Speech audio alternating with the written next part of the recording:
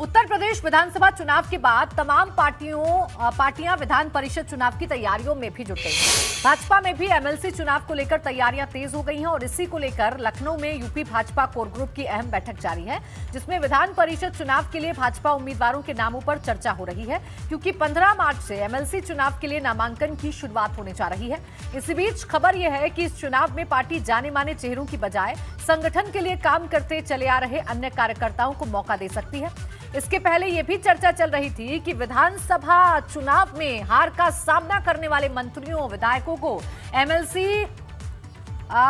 जो है वो बनाया जा सकता है, लेकिन सूत्रों के हवाले से खबर यह है कि भाजपा हारे हुए मंत्रियों और विधायकों को विधान परिषद चुनाव में नहीं उतारेगी।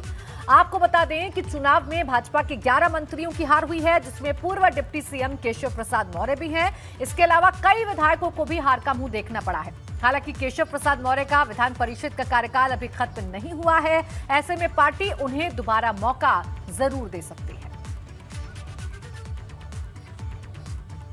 और देखिए, सीधा रुख कर लेते हैं अनुभव का ही, लखनऊ से हमारे साथ जुड़ गए हैं। अनुभव, देखिए सभी की निगाहें इस बात पर टिकी हुई हैं कि एमएलसी के उम्मीदवार कौन होंगे, क्योंकि जाहिर सी बात है उन उम्मीदवारों से भी जो पिक्चर है वो साफ हो जाएगी कि मंत्रिमंडल में किस किस को जगह मिल सकती है, कौन से बड़े चेहरे शामिल हो सकते हैं।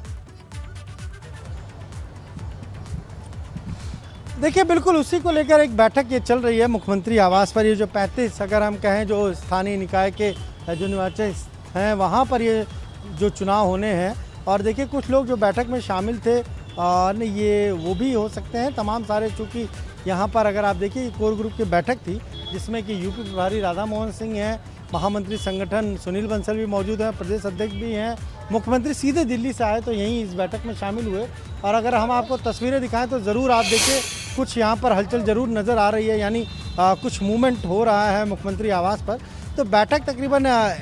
1 से सवा घंटे से ज़्यादा हो चुकी है बैठक, और ये माना जा रहा है कि बीजेपी की कोशिश यही होगी कि जो ये 35 स्थानीय निकाय के निर्वाचन क्षेत्र हैं वहाँ में ज़्यादा से ज़्यादा सीटों पर जीत हासिल की जाए, क्योंकि विधानसभा में तो 255 सीटें अकेले बीजेपी ने जीती है, पूर्ण बहुमत तो अकेले मिला है, और सहयोगियों के साथ ये 273 हो जाती है संख्या। लेकिन विधान परिषद में अभी तक नंबर कम है, बीजेपी के जो सदस्य हैं उनकी संख्या कम है। अब जब ये स्थानीय निकाय की जो सीटें जहां एमएलसी के चुनाव हो रहे हैं, कल से नामांकन शुरू हो जाएगा, 22 तारीख तक नामांकन की आखिरी तारीख है, तो बीजेपी की कोशिश यही है कि ज़्यादा से ज़्यादा सीटें जीती जाए, जिससे विधानसभा के साथ साथ विधान परिषद में भी बहुमत हो सके। हम आपको तस्वीरें लगातार दिखा रहे हैं मुख्यमंत्री आवास की, और इसीलिए एक देखिए हम अपने दर्शकों को जानकारी दें, जब विधानसभा के चुनाव होने वाले थे उससे पहले समाजवादी पार्टी के तकरीबन 9 के आसपास जो एमएलसी वर्तमान है उन्होंने बीजेपी ज्वाइन की थी, और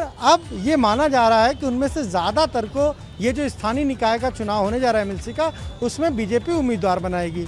एक बैठक पहले भी हुई थी मुख्यमंत्री आवास पर, जब मुख्यमंत्री दिल्ली गए थे उससे ठीक एक दिन पहले, वो 2.5 घंटे तक बैठक चली थी, उसमें भी कुछ नामों पर चर्चा हुई थी। और आज जो बैठक हो रही है मंथन का दौर जारी है, क्योंकि जाहिर सी बात है कि उत्तर प्रदेश में मंत्रिमंडल का गठन होना है, एमएलसी के उम्मीदवारों का ऐलान होना है, और जो निशाना है वो 2024 पर भी लगाना है। बहुत शुक्रिया आपका अनुभव तमाम जानकारी के